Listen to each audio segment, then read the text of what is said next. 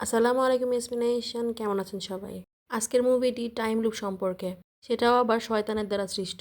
প্রথমে তো দেখে মনে হবে যে একদমই স্বাভাবিক, কিন্তু আস্তে আস্তে ঘটনাগুলো যখন কানেক্টেড হবে তখন বোঝা যাবে যে আসলে কি হচ্ছে। তো আজকে টুইস্টে ভরা ইন্টারেস্টিং এই মুভিটি শুরু করা যাক। মুভির নাম ইন দ্য টল গ্রাস। মুভির শুরুতে দেখানো হয় বেকি আর ক্যাল নামে দুই ভাই বোন। তারা স্যান ফ্রান্সিসকো থেকে ক্যালিফোর্নিয়ার উদ্দেশ্যে বেরিয়েছে। বেকি এখানে প্রেগনেন্ট ছিল। তার হঠাৎ করে শরীর খারাপ হতে শুরু করলে ক্যাল এক জায়গাতে এসে দাঁড়ায়। গাড়িটি যেখানে দাঁড়িয়েছিল সেখানেই ছিল সেই বন। আগত বিপদ থেকে কোনো কিছু না জানা দুই ভাই বোন বসে থেকে গল্প করতে শুরু করে। এখান থেকে আমরা জানতে পারি বেকির বয়ফ্রেন্ড ট্র্যাভিস বাচ্চার কোনো দায়িত্ব না নিতে চাইলে তারা আর কি দুই ভাই বোন সেখান থেকে পালিয়ে আসে। এখানে হঠাৎ করে বনের মধ্যে থেকে কেউ একটা সাহায্যের জন্য চিৎকার করতে থাকে। দুই ভাই বোন সেখান থেকে নেমে তারা চিন্তা করে তাদেরকে হেল্প করতে যাবে।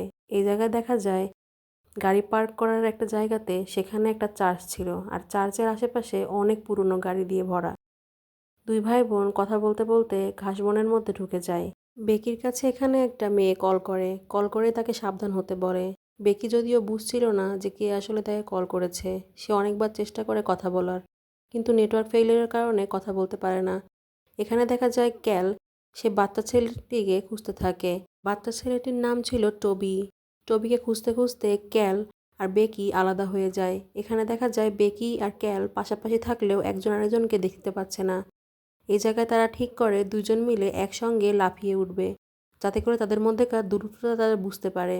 দুজন দুজনের কণ্ঠ স্পষ্ট শুনতে পাচ্ছিল। এই সময় বেকি হঠাৎ করে ট্র্যাভিসের কণ্ঠ শুনতে পায়, যদিও এটা হওয়া সম্ভব নয়। এরপরে তারা একসঙ্গে লাফিয়ে ওঠে। কিছুক্ষণের জন্য দেখে তারা কাছাকাছি আছে, একটু পরে দেখা যায় তারা অনেকটাই দূরে। এটা দেখে তারা দুজনই অনেক বেশি ভয় পেয়ে যায়। তারা বুঝতে পারে যে তারা এখানে আসলে আটকে পড়েছে। এই সময় দেখা যায় ক্যাল একটা মৃত কুকুরকে দেখে। কুকুরটির নাম ছিল ফ্রেডি। কুকুরটিকে দেখে বোঝাই যায় কুকুরটি হয়তো অনেক দিন আগেই মারা গিয়েছে। তারা দেখা যায় ঘাসবন থেকে বেরোতে পারে না। এদিকে রাত নেমে আসে। দেখি এখানে প্রেগনেন্ট হওয়ার কারণে সে আর কি অনেক বেশি ক্লান্ত হয়ে পড়ে। এই সময় দেখা যায় হঠাৎ করে ঘাসবনের মধ্যে থেকে একটা লোক বেরিয়ে আসে। তাকে দেখে বেকি প্রথমে ভয় পায়। এই জায়গায় লোকটি তার পরিচয় দেয়। তার নাম ছিল রস, আর সে কিনা টবির বাবা।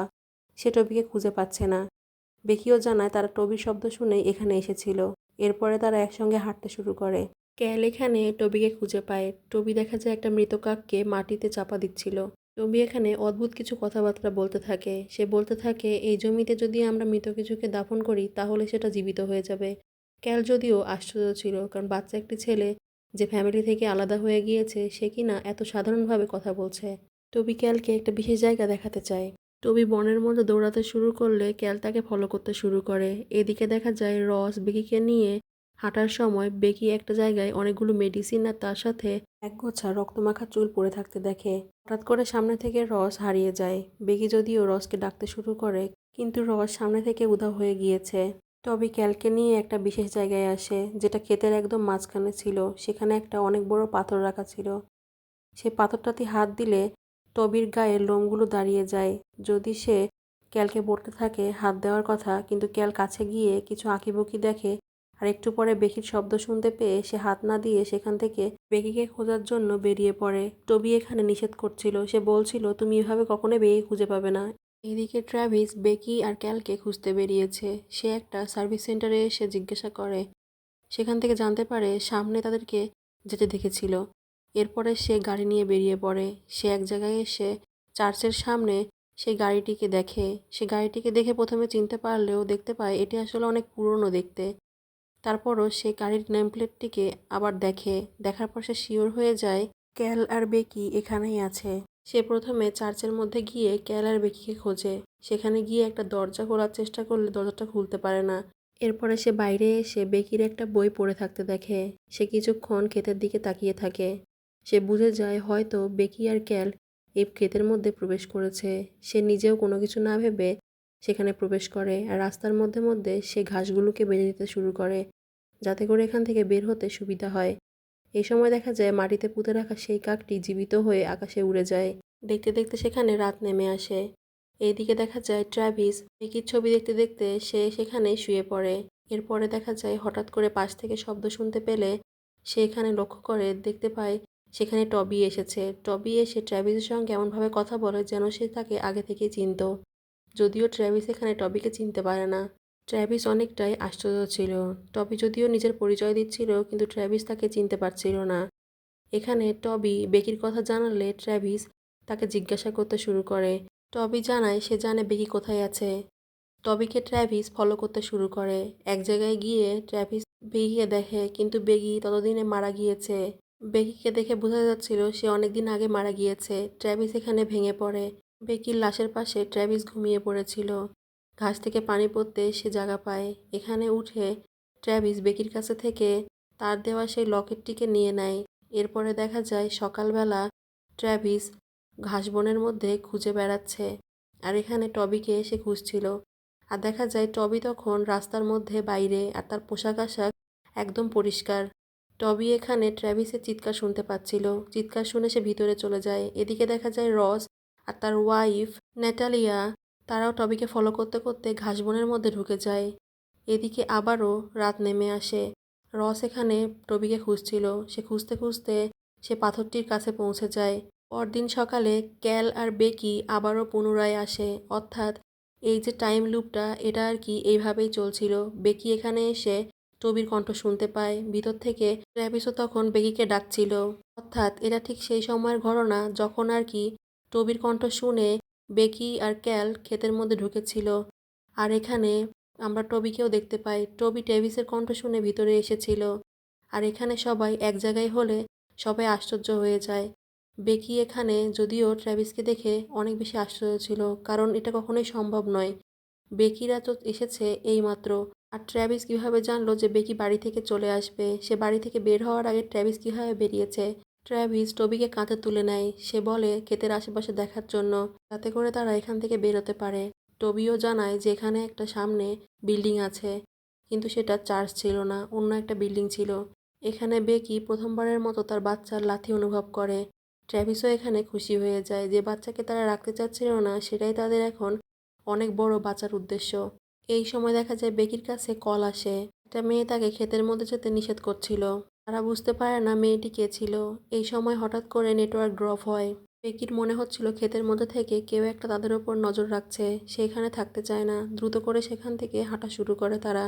আমরাও দেখি এখানে কেউ একটা নজর রাখছিল। থমথমে পরিবেশের সঙ্গে হঠাৎ করে বেকির শরীর খারাপ হতে শুরু করে। বেকির শরীর খারাপ হতে শুরু করলে যখনই তার ব্লাড মাটিতে পড়ে, সে কিছু একটা আগাম দেখতে পায়। বেকি সেখানে অজ্ঞান হয়ে যায়। এদিকে দেখা যায় রস এসে তাকে বাঁচানোর চেষ্টা করে। সেখানে বেকি কোনো মতে জেগে ওঠে। রস টবিকে দেখে বুকের মধ্যে জড়িয়ে ধরে। সেও তার সন্তানকে ফিরে পেয়েছে। এরপরে তারা ঠিক করে যত দ্রুত সম্ভব এখান থেকে বেরোবে। কিন্তু দেখা যায় হাঁটতে হাঁটতে রাত হয়ে যায়। আর এদিকে রস তাদেরকে ঘোরাতে ঘোরাতে নিয়ে আসে সেই পাথরের সামনে। এখানে এসে সেই পাথর সম্পর্কে ব্যাখ্যা করতে শুরু করে। পাথরটির এখানে থাকার উপকারিতা থেকে শুরু করে পাথরটি কিভাবে এখানে এসেছিল, এই সব কিছু সে বলছিল। রস এখানে ক্যালকে পাথরটিকে ছুঁয়ে দেখার কথা বলে। ক্যাল এখানে পাথরটিকে ছুঁতে যাবে, এই মুহূর্তে ন্যাটালি বন থেকে বেরিয়ে এসে তাকে নিষেধ করে। সে টবিকে জড়িয়ে ধরে, আর এরপরে সে বলতে শুরু করে রস যা বলছে সব কিছুই মিথ্যা। সে সবাইকে রসের থেকে সাবধানে থাকতে বলছিল। রস এখানে অনেক বেশি রেগে যায়। ন্যাটালি আরও বলতে থাকে রসের ইন্টেনশন ভালো নয়। এইসব কথার মধ্যে হঠাৎ করে বেকির শরীর খুব খারাপ হতে শুরু করে। এক ঝলকের জন্য সেই বনের সব শয়তানকে দেখতে পায়। এখানে সে দেখে রসই এখানে শয়তানগুলোকে পুনরায় জাগ্রত করেছে। সে দ্রুত করে এখান থেকে বেরোতে চাচ্ছিল। রস এখান থেকে কাউকে যেতে দিতে চায় না। সে এখানে সবাইকে থামিয়ে দেয়। আর দেখা যায় গোটা বন তখন থেমে গিয়েছে। বাতাস চলাচলও বন্ধ হয়ে যায়। এই সব কিছু দেখে তারা অনেক বেশি ভয় পেয়ে যায়। রসের সঙ্গে ট্রেভিসের হাতাহাতি শুরু হয়। বেকি তার ভাই ক্যালকে সাহায্য করতে বললেও ক্যাল সাহায্য করে না। ন্যাটালি রসকে থামাতে গেলে রস ন্যাটালির মাথা একদম হাত দিয়ে ক্রাশ করে দেয়।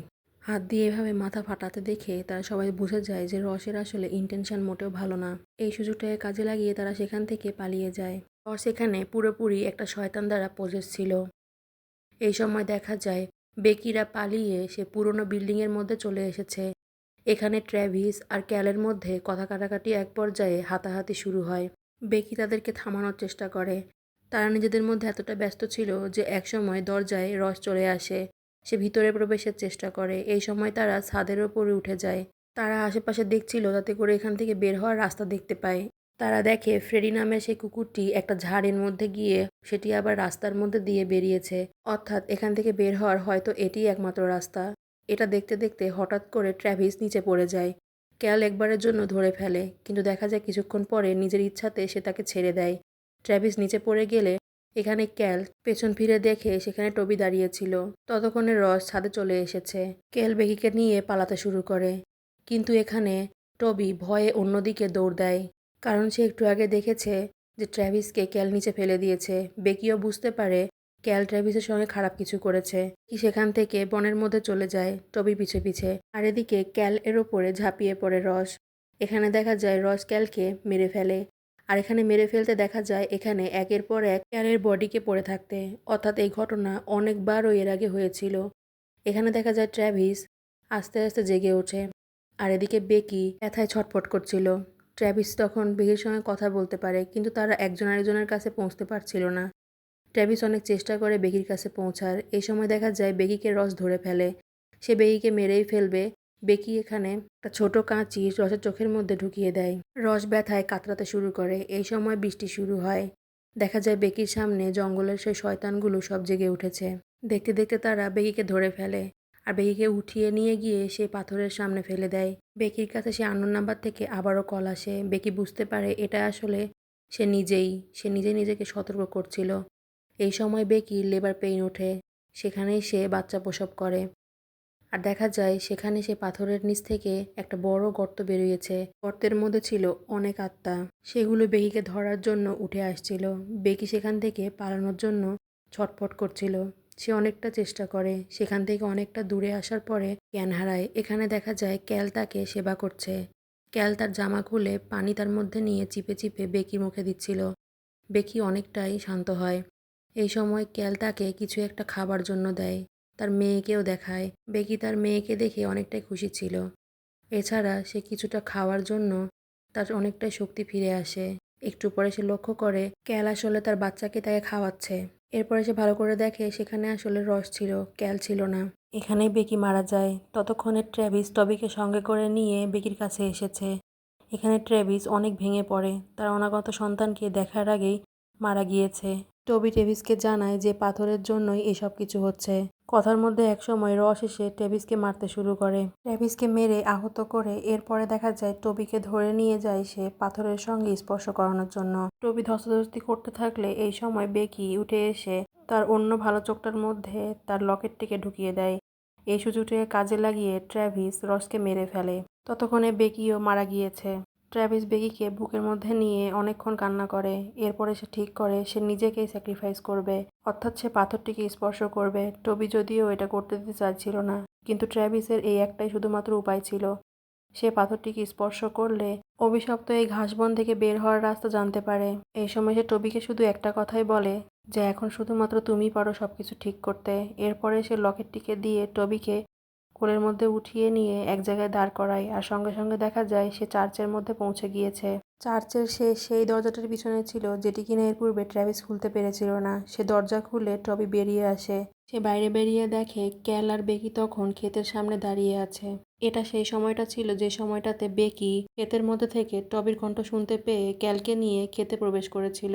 এখানে টবি যদিও এসে নিষেধ করছিল, ক্যাল তারপরও ভিতরে প্রবেশের চেষ্টা করে। তো টবি যখন ট্র্যাভিসের কথা বলে আর সেই লকেটটিকে তার হাতে দেয়, তখন ক্যালকে বেকি মানা করে ভিতরে যাওয়ার জন্য। আর দেখা যায় তারা আর ক্ষেতের মধ্যে প্রবেশ করে না।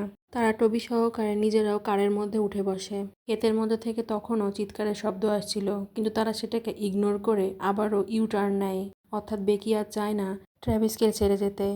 গাড়ির এই শব্দে ট্র্যাভিস তখন ক্ষেতের মধ্যে থেকে শুনতে পায়। সে মুচকি হাসে। এরপরে সে মাটিতে শুয়ে পড়ে। আস্তে আস্তে ঘাসগুলো তাকে একদম গ্রাস করে ফেলে। অর্থাৎ যেহেতু বেকি আর ক্যাল পুনরায় ফেরত গিয়েছে, অর্থাৎ ট্র্যাভিস আর কখনোই এখানে আসবে না। আর ট্র্যাভিস যেহেতু এখানে আসবে না, তার মানে টবিও কখনো আর ক্ষেতের মধ্যে ঢুকবে না। অর্থাৎ ফাইনালি লুপটা এখন শেষ হয়েছে। তো এখান থেকে শেষ হয় আজকের সুন্দর এই মুভিটি।